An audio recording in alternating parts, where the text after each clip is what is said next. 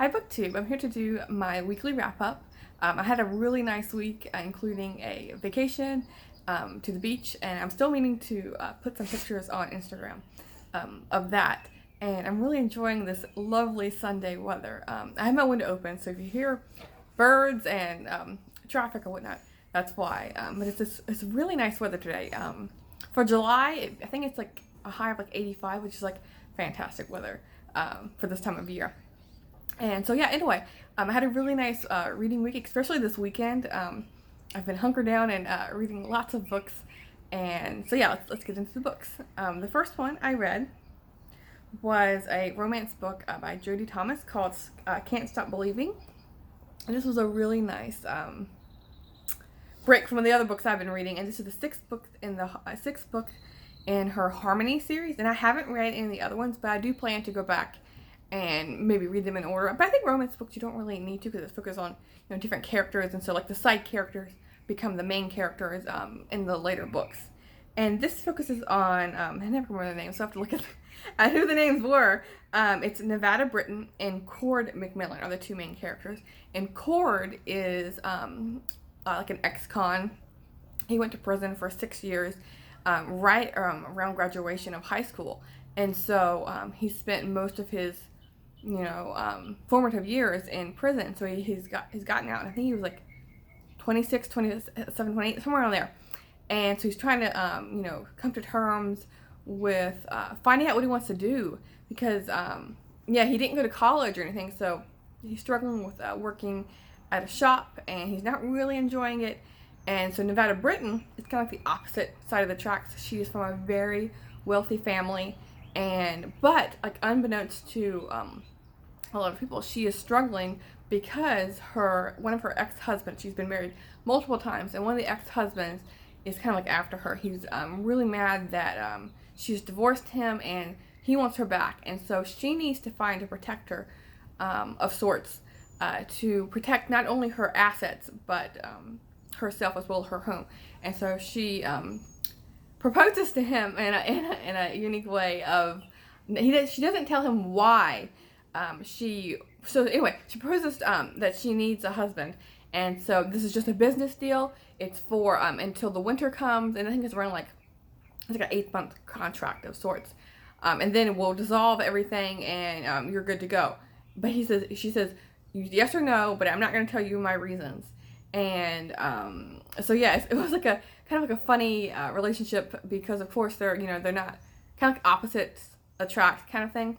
And so yeah, it was a really nice story. I do like I read a couple of Jodie Thomas's works, and I like her really fast-paced stories. Let's see, the next one was not a romance book. It wasn't a short book. It was a really long fantasy book, and it's The Shadow Rising by Robert Jordan. And this is book 4 in the series. And it's hard it's always hard for me to talk about these books, because it's a really long series, and there's a lot of characters that go from one place, and that their whole journey through the story. I don't know what to really say, except I really enjoyed this book. I don't know. My favorite characters are the 3 characters are Matt Rand, and Perrin. And so what I like about this story is even though these are the 3 male main characters, in this story you get a lot of what's happening with kind of like the 3 main women characters, and I really like their development. Sorry for not really going into details of this story, because I don't want to spoil it if you haven't read it. But I really like the focus on the 3. You get more from the 3 female characters. And I really like the land that they go to. For being obscure with this, but for Rand, like how they, him and Matt go to this desert, this desert world of with these warriors, and so I really enjoyed learning a lot about this warrior culture that included females who you can fight, and so yeah, I really like that. So yeah, that's all I can really say about this one. And then moving on from that, I read a nonfiction memoir, The Avid Reader by Robert Gottlieb. And this is his story of how he became editor-in-chief of, let's see if I remember, it's Simon & Schuster. And Knopf, and he was editor for the New Yorker, and so he became a prominent editor, of course. And so yeah, I really, really like this book because I felt like an affinity for Robert, because he talked about in childhood how he would stay up late into the night or all night to finish books, and how even as a young child he was reading new releases because he wanted to keep a pace with what he was reading about in newspapers. And just as a kid, I didn't have those resources or the availability to read new books that were out each week. But if I could, I probably would have. So yeah, I really liked his description of his childhood, because as us like readers, I'm sure we can really identify with other bookish people. And so yeah, and his journey was pretty amazing, because he wasn't he didn't like set out to be as editor. He kind of like fell into it in a way. He was working at I think it was like Macy's, like boxing up stuff.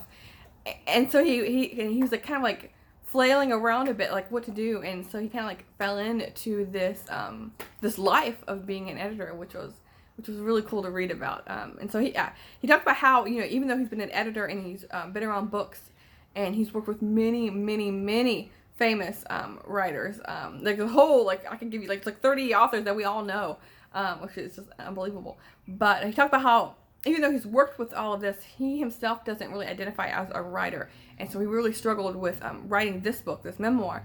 But he did enjoy it in the end. But yeah, it was a struggle. And I can kind of see that in myself, because even though I really love books and reading books, I'm not much of a writer. I've never really felt that pull. I mean, I have in some sense, but not that strong drive that I know a lot of writers do. And so yeah, I really enjoyed this book. The next one is one I was reading for Steve Donahue's read along with Homer's The Iliad, and my translation was by Robert Fagles. And I know there's a bunch of different translations, and so what I did was I looked at a couple different samples on Amazon, like the first couple pages of translation. I really liked his work, and I've been meaning to read. It's Bernard Knox's introduction. I've been meaning to read that ever since I finished the book. So I didn't want to be spoiled in a way by reading the introduction first. I need to go back and read that, because I've heard that that introduction is really well done. And so this book, it was very bloody, and it was like it listed a lot of characters, and it would give the name of this person, and then like what they were doing, and then they were killed, and it was like really gruesome, and then this person, what they were doing, and then they were slaughtered, and it was just like very like detailed ways of death, and like it was really gruesome. But it was a story of Achilles and the Trojan War. But the way it ended, I'm sure a lot of you who have read this already know that it doesn't tell the ending of the Trojan War. It's just like just a little snippet of the story. And so of course, I would like to have the ending, but it ended kind of sad. It wasn't a happy ending. Of course, with the Trojan Wars, and it's a Greek tragedy. So I mean, it's in the title, Greek tragedy. But yeah, I sorry for not really expressing my thoughts well with this, but yeah, it's a classic book. Anyway, moving on to something I can actually formulate my words on. I read Betsy Tacy by Maud Hart Lovelace. Finally got to this one. It came through on hold from a library, and this one I do plan on doing a more in-depth review of this book that a lot of people are doing for the Betsy Tacy read along. And but yeah, overall I liked it. I didn't love it, same as the last two books. I'm still holding out hopes for maybe her growing up, and of course her growing up and coming of age. This is her talking about her senior year in high school, and of course being a teenager, you don't have everything together. You're running on emotions and hormones and all of that, and so dealing with boys is kind of new and difficult. And but yeah, I will I'll have more thoughts when I do my review of this book. And then the next one I read was going back to romance. This is a contemporary, kind of humorous book. It's The Unfunny Mooners by Christina Lauren. And this is kind of like the Jodie Thomas book I was just mentioning as the first book I read this week, because it's two people kind of like pretending to be married. It's about Olive, and then the man's name. Okay, again, I'm horrible with knowing names. I don't know if it says it in here. Ethan. Okay, Olive and Ethan. Oh my gosh. Okay, so Olive. It starts off with Olive has a twin sister who who like is really into entering sweepstakes to get like freebie stuff, and so she wins like a wedding and a honeymoon package. But unfortunately, on the wedding day, they everyone gets sick with really bad food poisoning from eating bad fish, except Olive and Ethan, who do not partake in this fish. And so the sister decides to give her honeymoon package to Olive because, it's either like use it or lose it kind of thing. And so it's 2 tickets, and so Ethan and Olive go on this honeymoon, and they have to pretend to be married because, weirdly enough, when they arrive at this at their destination, her new boss is there, and so she can't. They were planning to arrive there, then they go their own ways and do their own thing, and then come back. But when they arrive, her boss is there, and so she has to lie and pretend that she's married and have to act it, for real. In a way, they have to, even though they don't really like each other, they have to, pretend to like each other. And so it's like, their relationship. And even though that part of the story was really unbelievable, not realistic at all, it was, once I get, if I just ignore that, because, it's fiction, the make-believe stories kind of thing is like, not always realistic. But yeah, if you get over that, then I was like laughing out loud a bit through this book, and it was a nice read. And Christina Lauren, she has quite a few books, and I will be looking into her other works.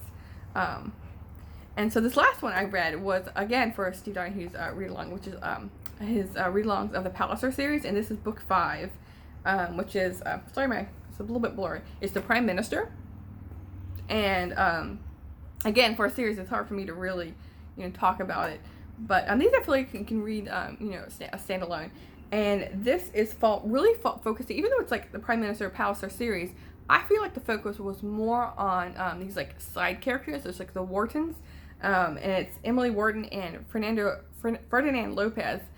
Their relationship. Lopez is, I don't know, the depiction of him was, he was this Jewish, like the characters all. It sounded like he was like a Jewish like foreigner, and the father of Emily was protesting, them getting together. He did not want it, he was basically because he was a foreigner, even though like Lopez was out for their money. When he was proposing to Emily about this relationship, it was assumed that Lopez had lots of money, and so it wasn't, the father wasn't protesting because of his wealth, it was because of him being a foreigner. So in a way, I feel like the book mainly focused on their relationship, and the Prime Minister part of the story was like a lesser story. But I don't know, this book was interesting. I don't know what to really think of it, because like of the relationship with Lopez and all that. He was very cruel and mean, and he didn't really think about his wife, and he like took the father for all he could. He was like getting Emily, his wife, to go to her father for more money in any way he could think of to get more money. He was going to do it, and he was also his business partner. He was taking him for all of his worth. So he didn't care at all that he was leaving his business partner, his whole family, destitute.